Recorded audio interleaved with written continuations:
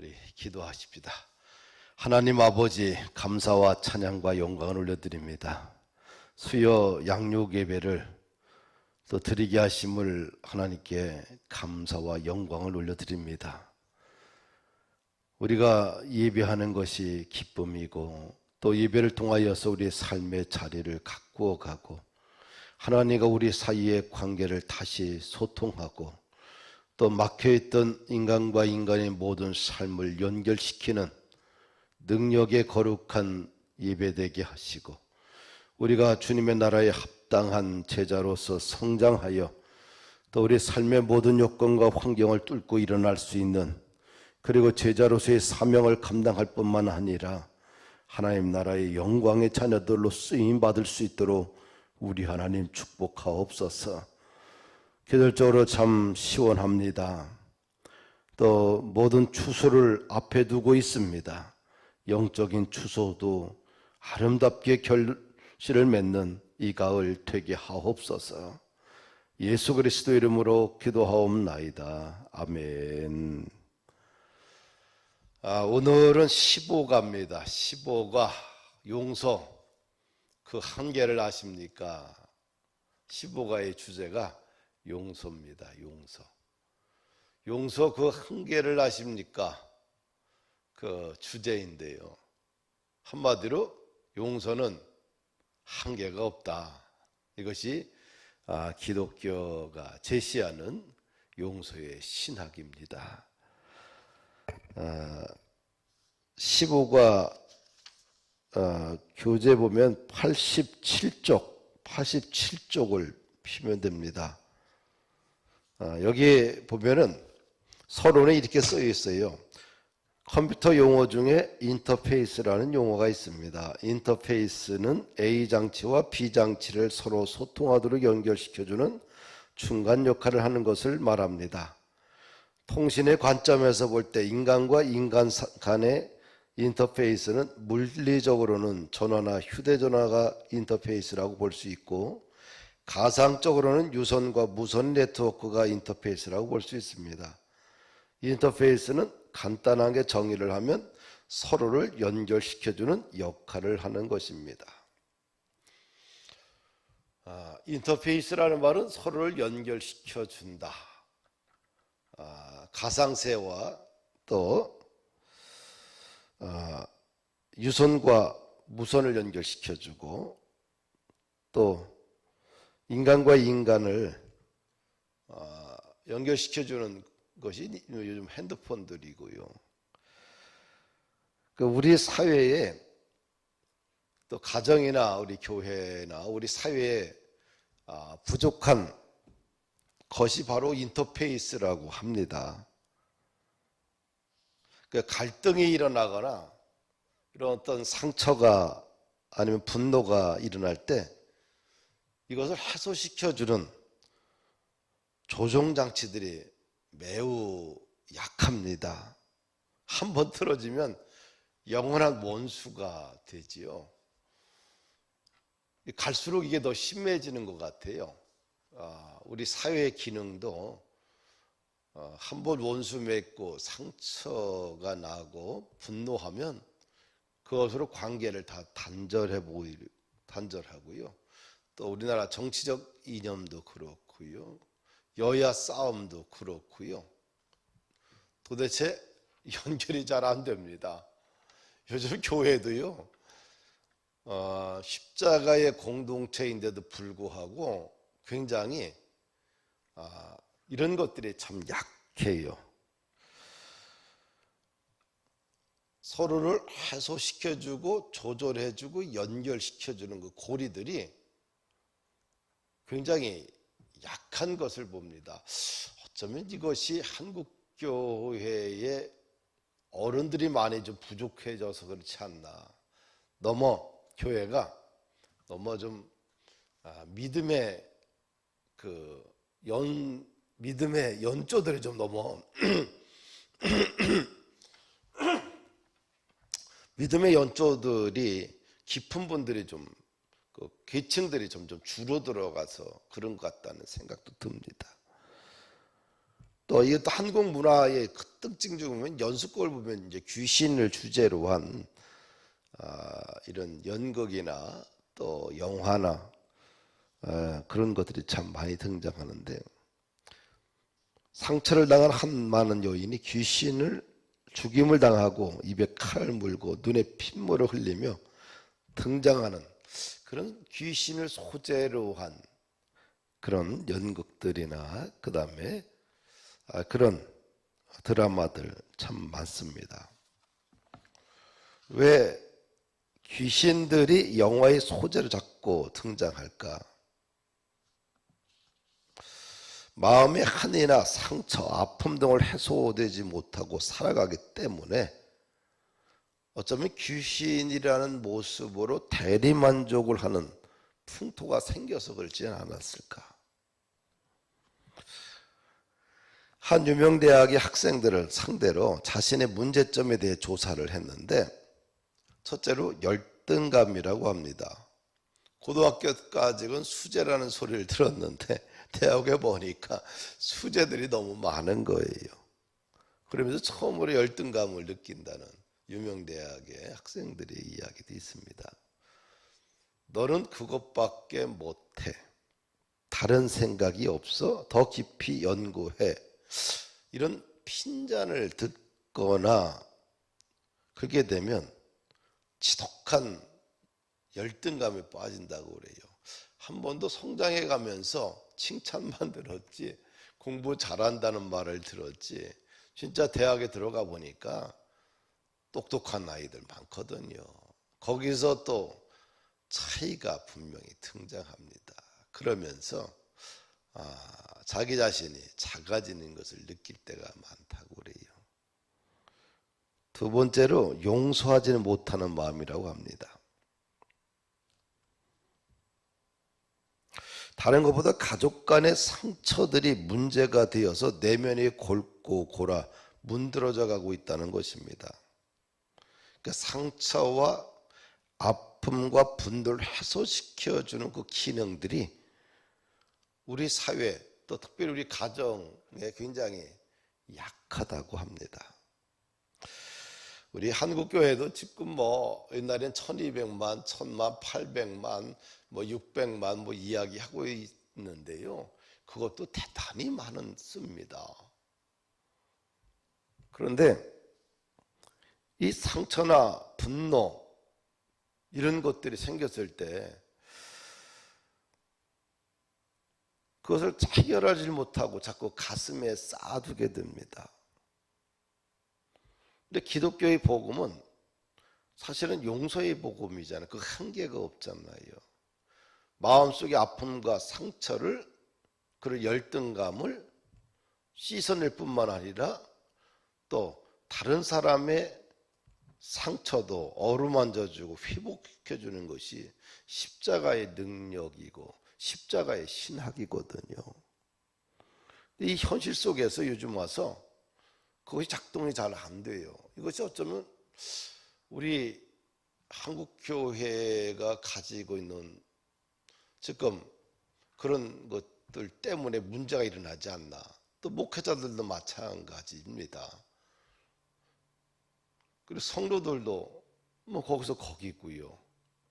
신앙이 좋은 분들도 많고 훌륭한 교회도 많아요. 그런데 전체적으로 봤을 때 이 상처나 분노 이런 감정들을 잘 씻어내지 못해요. 이런 것들이 오늘 우리 한국교회에 가지고 있는 또 해결해야 될 가장 큰 문제가 아닌가. 그래서 한국교회가 가지고 있는 이런 용서의 복음, 용서의 신학이 다시 관계와 관계를 연결시켜주는, 또 목회자와 성도를 연결시키고 성도와 성도를 연결시켜주고 교회와 세상을 연결시켜주는 십자가의 복음이 다시 회복될 때 교회 속에 진정한 그런 평화와 안식과 또 사랑의 깊이와 여기서 회복의 능력이 나타나지 않을까. 질문을 첫 번째 여기 두 가지를 제시하고 있는데요. 당신의 가정에서 일어나는 갈등들이 잘 해결되고 있는지요?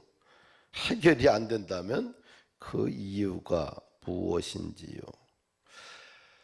가정에서 갈등이 일어나는데 잘 해결되느냐, 아니면 갈등이 왜 해결하지 못하느냐, 그 이유가 무엇인가? 무엇일 것 같아요?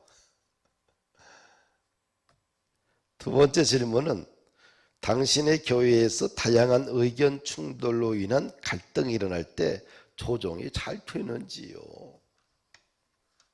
교회에서 이런 갈등이 일어날 때, 다양한 의견 충돌로 인한 갈등이 일어날 때 조정이 잘 되는지, 그냥 싸움박질하고 그냥 보기 싫으니까 너는 네대로 가고 난 나대로 가겠다, 그냥 완전히 극단적으로 가는지, 아니면 다양한 의견들을 있지만 그것을 잘 마무리 짓고 새로운 에너지 쪽으로 이렇게 창출해서 가는지,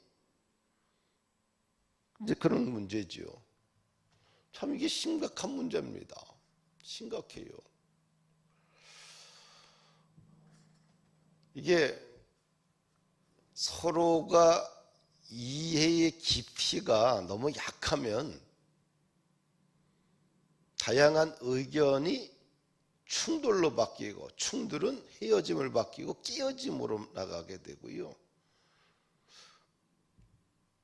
이런 것들이 우리 교회 내에서도 많이 존재하고 있어요.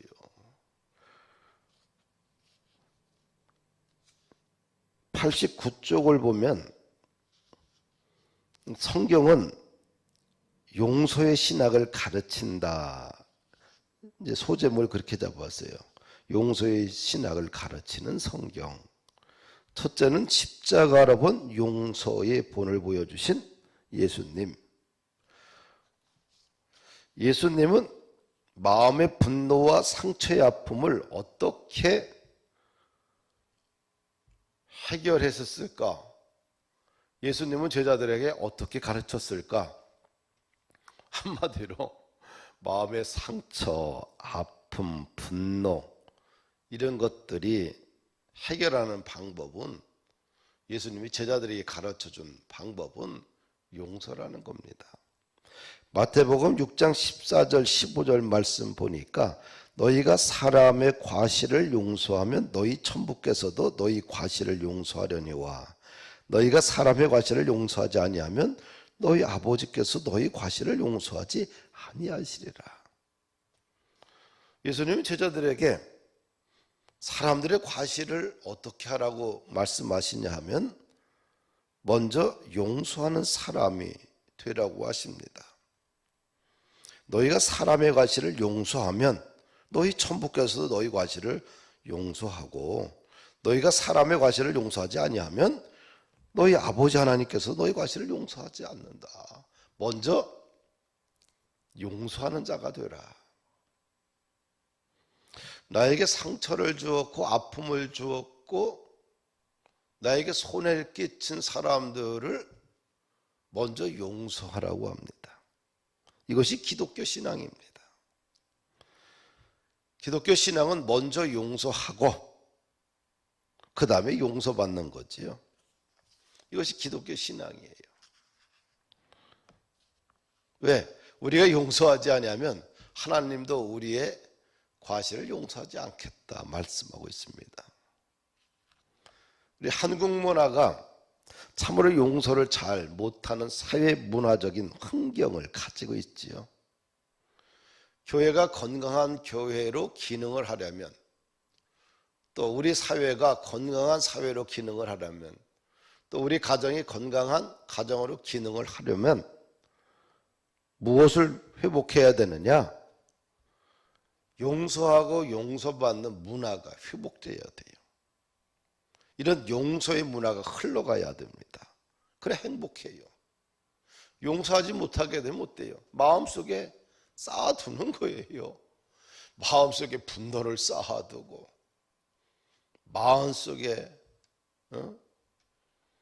그 다음에 갈등, 상처를 쌓아두고 마음속에 그냥 꾹꾹꾹 담아놓는 거예요. 그러면 어떻게 해야 돼요?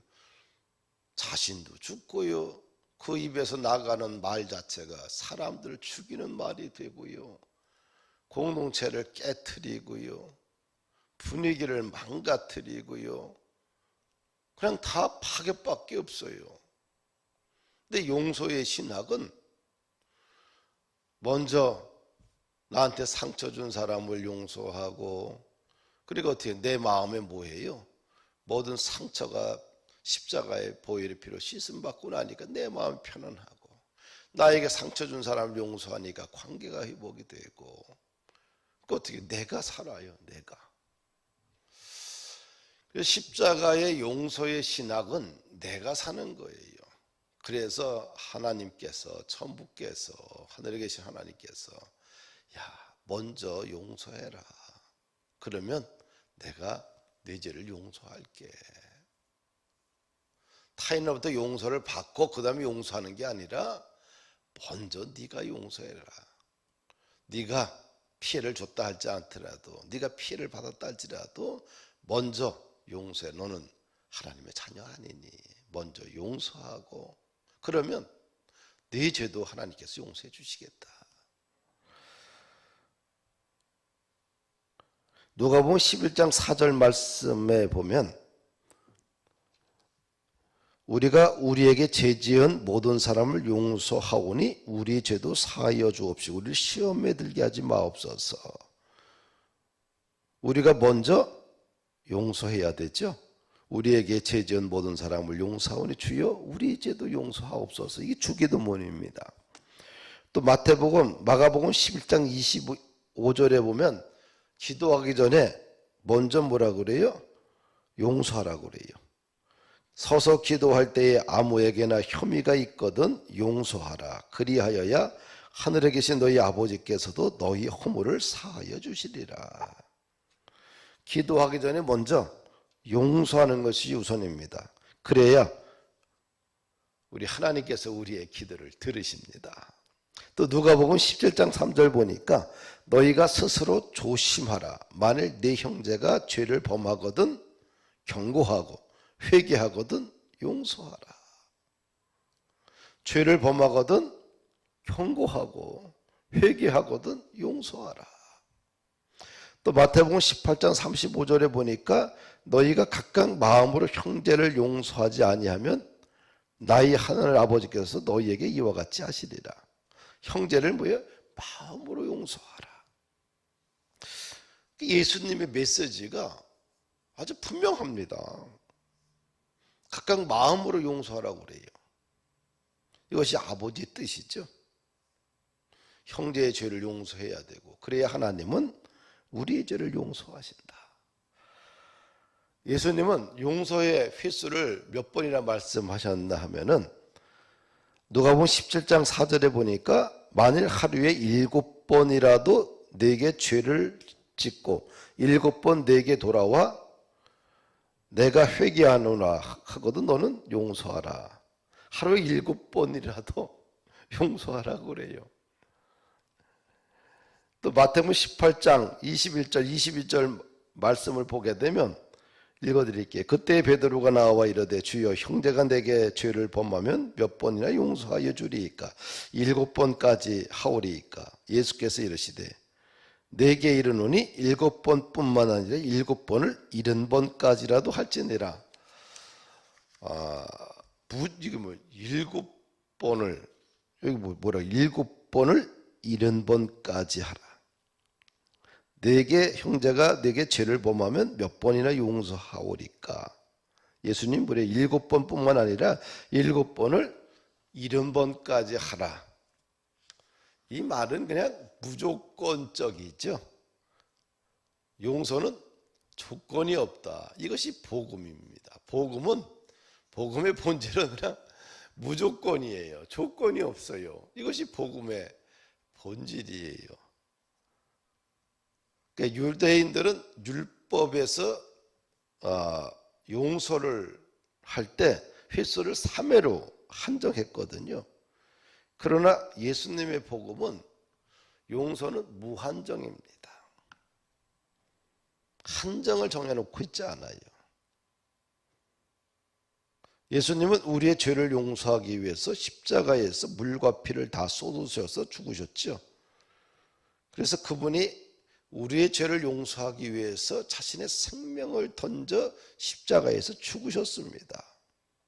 이것이 주님의 십자가의 사랑이죠. 그래서 기독교의 용서는 조건이 없고 무한정이다. 무조건적인 용서. 조건이 붙기 시작하면 용서가 안 되고요. 조건이 붙으면 진짜 사랑이 아니겠지요. 그런데 쉽지 않잖아요.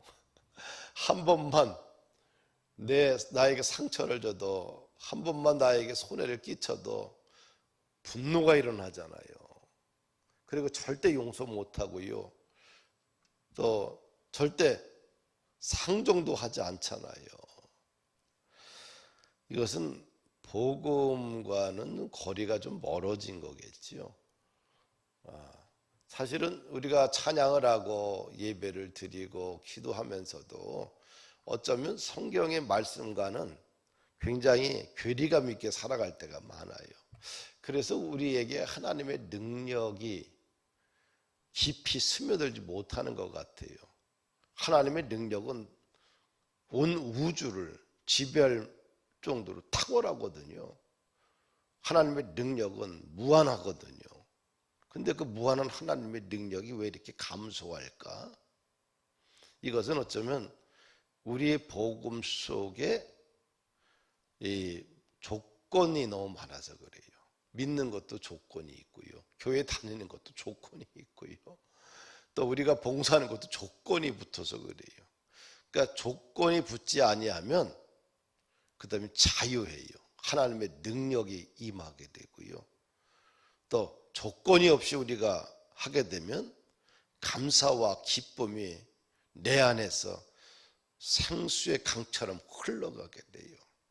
근데 조건이 붙으면 거기에는 전부 다 나한테 맞지 않냐면 다 튕겨져 나가요. 그래서 조건을 안 붙는 것, 이것이 복음의 능력이다. 조건 없이 무조건, 이것이 복음의 핵심이고요. 그러면 진짜 부흥이 일어나지 않겠는가? 하나님의 능력이 우리의 교회와 우리 일터와 가정과 우리 인생 가운데 하나님의 능력이 무한하게 역사하지 않겠는가? 92쪽 보면 두 번째 사도 바울의 용서의 신학, 첫 번째는 예수님의 용서의 신학은 조건이 없다. 사도 바울이 가르친 용서의 신학을 한번 보십시다. 고린도 후서 2장 10절에 보니까 너희가 무슨 일에든지 누구를 용서하면 나도 그리하고 내가 만일 용서한 일이 있으면 용서한 그것은 너희를 위하여 그리스도 앞에서 한 것이라. 한마디로 용서하라는 거예요. 다른 사람의 죄를 용서하게 되면 그것은 그리스도 앞에서 한 것이다. 골로새서 3장 13절 보니까 누가 누구에게 불만이 있거든 서로 용납하여 피차 용서하되 주께서 너희를 용서한 것 같이 너희도 그리하고, 피차 용서하라고 그래요. 불만이 있거든. 또 에베소 4장 32절 보니까 서로 친절하게 하며 불쌍히 여기며 서로 용서하기를 하나님이 그리스도 안에서 너희를 용서하신 것 같이 하라. 하나님이 그리스도 안에서 너희를 용서하신 것 같이 서로 용서하라. 93쪽 패러그래프 읽어드릴게요. 용서의 복음은 기독의 핵심 가치입니다. 용서는 하나님과 인간 사이를 연결해주는 고귀한 단어입니다. 용서는 인간과 인간 사이를 연결해주는 소통의 단어입니다. 죄 지은 사람이 먼저 죄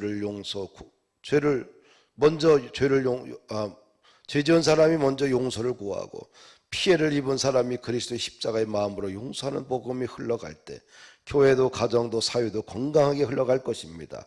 우리 그리스도인들은 내가 피해를 당하고 인격과 재산에 손해를 당하고 억울한 누명을 받았다고 하더라도 그것을 가슴에 품고 칼을 갈며 분노를 발해서는 안 됩니다.